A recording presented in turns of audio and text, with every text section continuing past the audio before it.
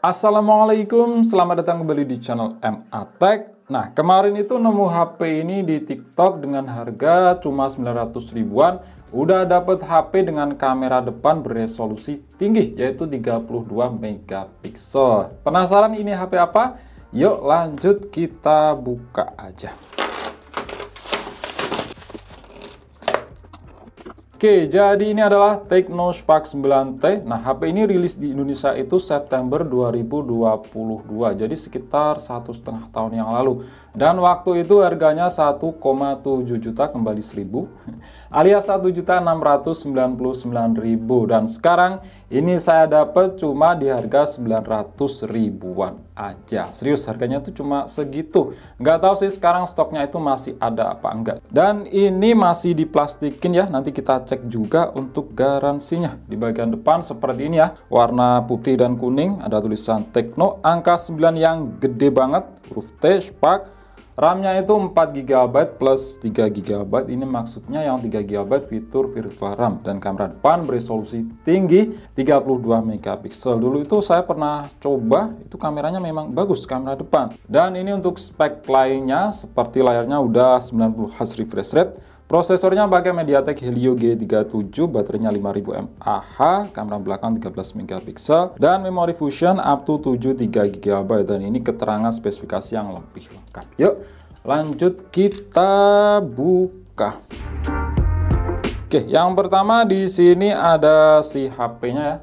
Oke, kita taruh dulu. Nah, untuk SIM injektornya ini kok nggak ada di dalam tempatnya ya. Ini malah letaknya di sini. Terus ada kabel USB, yang jelas di sini udah Type C. Terus kepala charger yang punya output 5 volt 2 ampere atau 10 watt. Di sini ada kertas garansi 12 bulan plus 1 bulan. Ini ada buku manual, kartu garansi, dan silikon case. Silikon case-nya ini bermotif. Nah, kayak gini. Menurut kalian gimana? Ini cakep apa enggak? Tulisan Spark yang diulang-ulang. Oke. Ini kita rapiin dulu. Dan kita lihat di HP-nya. Tecno Spark 9T. Kapan lagi? Harga di bawah sejuta udah dapet kamera depan yang beresolusi tinggi 32 megapiksel. Memang di sini glowing ya. Kalian bisa lihat sendiri untuk back covernya. Nah, untuk bahannya di sini tuh dari plastik. Frame-nya sama juga dari plastik. Dan di sini tuh gampang banget meninggalkan bekas sidik jari. Untuk model kameranya seperti ini belum masuk di zaman kamera bubah yang kebelet iPhone itu. Oke, kita cek dari sisi per sisi. Di samping kanan ada tombol power yang sekaligus juga menjadi sensor media sidik jari. Ada tombol pengatur volume di atasnya, terus di sisi atas ini kosong aja. Di sisi kiri ada slot SIM, coba kita cek. Di sini punya tipe apa? Nah, ini punya tipe triple slot ya, bukan hybrid. Lanjut di sisi bawah ada lubang jack audio 3,5 mm, lubang untuk mikrofon, port USB Type C, dan lubang untuk speaker. Di bagian belakang ada tulisan Stop at Notching. Terus di sini ada tulisan Tecno Spark. Triple kamera, tapi anggap aja itu kameranya cuma satu, karena yang dua itu ya anggap aja itu sebagai gimmick aja, hiasan. Ini kamera utamanya itu 16 megapiksel. Ada LED flash, dan di bagian depan ini nggak ada screen protector yang menempel ya. Ada kamera depan, lubang untuk earpiece, dan sensor-sensor. Yuk lanjut kita nyalakan. Nah, ini saya akan kembali dengan keadaan sudah saya install beberapa aplikasi tambahan ya, dan setting-setting. Tunggu saya untuk kembali. Oke, balik lagi. Jadi seperti ini tampilan home screen dari Tecno Spark 9T. Nah, untuk model layarnya di sini tuh masih pakai water drop notch dengan ketebalan bezel yang masih dalam batas wajar ya untuk harga segini. Kalau untuk ukuran ini tuh 6,6 inch, resolusinya SD plus. Untuk kualitas warna layar di sini udah termasuk oke ya, warnanya itu cukup tajam. Setidaknya ini tuh masih lebih baik dibanding Itel yang harganya itu kurang lebih 1 juta. Itu memang kualitas layarnya ya kerasa kurang. Tapi kalau untuk tingkat kecerahan maksimal di sini sama aja tergolong rendah. Nah, ini kita mentokin. Di kamera itu kelihatan yang nggak begitu silau. Oke, kita balikin lagi. Kita cek di pengaturan ponsel saya. Nah, di sini UI-nya itu bernama HiOS versi 8.6.0. Itu versi Android-nya 12 dengan security pass level. sekarang ada di 1 Agustus 2022. Terus untuk refresh rate di sini tuh udah 90 Hz. Jadi di swipe itu kerasa lebih smooth. Tapi karena memang di sini prosesornya itu cuma Helio G37, terkadang itu ada tek-tek, itu kerasa ngedrop ya FPS-nya, nggak selalu mulus di 90 FPS. Terus kita cek di pembaruan sistem. Nah, di sini tuh tadi saya sempat cek itu ada ya, itu berukuran 507 MB.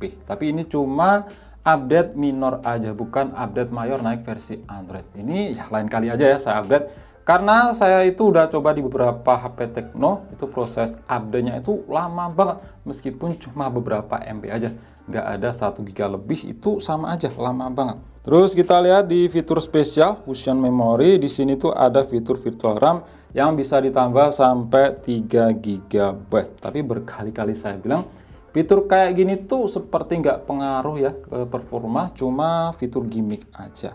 Oke, kita cek di aplikasi yang sudah saya install. Pertama, device info HW untuk ngecek hardware-nya itu lebih dalam. Untuk storage yang berkapasitas 64 GB yang pasti di sini masih bertipe MC, karena Helio G37 itu belum support UFS. Untuk SoC ini Helio G37 2,3 GHz, fabrikasinya di sini masih 12 nanometer, dan GPU Power VR ROG GE8320. Untuk mode Android-nya ini di 64 bit ya, bukan di 32 bit. Ya, dipakai di zaman sekarang ini memang cocoknya buat penggunaan harian yang ringan aja, bukan ke penggunaan yang berat. Kalaupun buat ngegame itu cuma game casual aja ya, bukan game SD. Sekelas Mobile Legends aja, ini tuh harus disetting rata kiri supaya masih playable. Untuk screen tadi udah saya sebutin, resolusinya itu 1612 x 720 atau HD+. Refresh rate di sini ya, ini 60 Hz karena di aplikasi ini aja. Itu terkadang di beberapa aplikasi ada yang 90 Hz, ada yang 60 Hz. Terus untuk RAM itu totalnya 4 GB dan storage-nya itu 64 GB. RAM 4 GB di zaman sekarang memang batas minimal ya, dipakai yang ya masih bisa lah. Terus kamera untuk sensornya pakai apa? Nah, yang depan 32 megapiksel ini pakai Samsung S5K GD2. Nah, sensor kamera depan 32 megapiksel ini sama juga dipakai di Vivo X80. Nah, saya perlihatkan. Vivo X80 ini kamera depannya itu sama, pakai sensor Samsung S5K GD2. Meskipun pakai sensor sama, itu jelas hasilnya juga beda ya kalau prosesornya itu beda, karena ya ISP itu pengaruh besar. Tapi setidaknya di sini tuh sensornya udah pakai sensor yang bagus 32 megapiksel Samsung S5K GD2. Terus untuk belakang yang 13 megapiksel ini nggak tahu sih yang benar yang mana, apakah Hynix atau yang Samsung. Terus yang 2 megapiksel ya anggap aja ini sebagai sensor cuma pelengkap aja, gimmick. Terus baterainya 5000 mAh dan di sini belum support fast charging, masih sebatas 10 watt aja. Terus untuk sensor kelengkapannya kira-kira di sini tuh ada apa aja? Oke, di sini memang banyak yang absen ya. Ini gyro nggak ada, magnet nggak ada, sensor cahaya untungnya ini masih ada. Kemudian kita cek ya untuk skor Antutu, sebenarnya ini tuh nggak begitu penting ya, karena seberapapun skornya kalian pasti udah bisa tebak gimana performa dari MediaTek Helio G37. Nah, di sini di Antutu versi 10 itu dapat skor 148 ribuan, skor CPU-nya 54 ribuan, dan GPU ini pakai Antutu 3D versi LED itu dapat di 17 ribuan. Dan memang skor segini cocoknya buat penggunaan harian yang ringan aja. Terus untuk multi sentuh, biasanya sih kebanyakan dari Transsion Holdings itu mendukung 5 titik sentuhan. Nah, ini kita coba ya buat main real drum. Kira-kira di sini tuh ada delay apa enggak?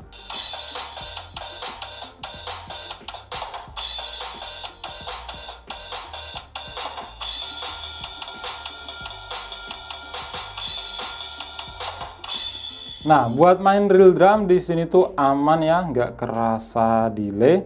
Nah, lanjut kita lihat di bagian kamera. Nah, ini adalah satu nilai jual utama, yaitu kamera depan yang beresolusi tinggi 32 megapiksel. Dan dulu itu saya pernah coba, memang hasilnya itu mantap ya, bagus banget. Dan itu sudut pandangnya lebar, jadi buat selfie rame-rame itu bakal mantap. Nah, kalian bisa lihat sendiri ya. Ini kameranya jujur, bagus. kalau HP-nya pakai prosesor UniSoC, itu yakin sih kameranya nggak akan hasilnya sebagus dibanding HP ini. Untuk perekaman video ini bisa merekam di Full HD aja yang pasti 30 fps, dan belakang ini sama juga di 30 fps Full HD. Dan kamera depannya itu malah lebih bagus hasilnya dibanding dari kamera belakangnya. Ya cuma itu kamera belakang autofocus, kalau kamera depan itu fix fokus. Nah, untuk hasil foto dan videonya kalian langsung bisa lihat aja ya sebagai berikut. Oke, seperti ini ya untuk hasil perekaman video dari kamera belakang Tecno Spark 9T. Ini di resolusi Full HD di 30 fps. Ya, resolusinya segitu mentoknya. Untuk kualitasnya memang khas HP kelas murah yang entry level. Di sini memang agak gelap dan detailnya itu juga kurang. Ini kondisinya memang juga lagi mendung sih. Dan juga untuk stabilisasi di sini nggak ada, jadi buat jalan itu memang kerasa goyang, kerasa getar. Untuk kualitas mikrofonnya silahkan kalian nilai sendiri.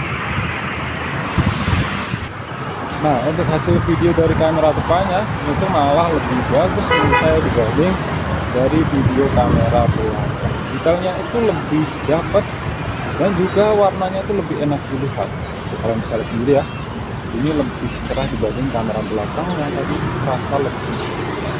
Dan kalau ini karena memang sensor kameranya itu bagus, Samsung S5K GD2 32 megapiksel.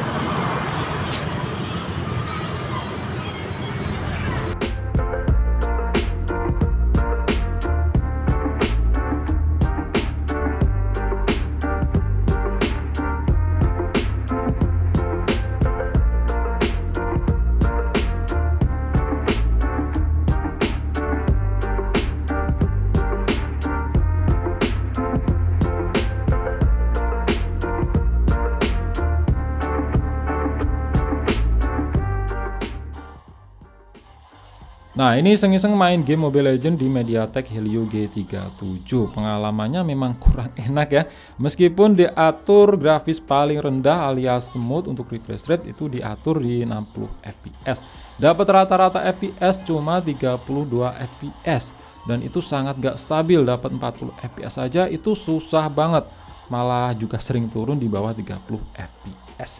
Jadi kalau mau stabil, atur rata kiri aja ya alias 30 fps. Tapi jelas untuk game MOBA itu dapat 30 fps kurang enak. Ya nggak bisa berharap lebih lah di zaman sekarang MediaTek Helio G37. Itu cocoknya buat game casual aja.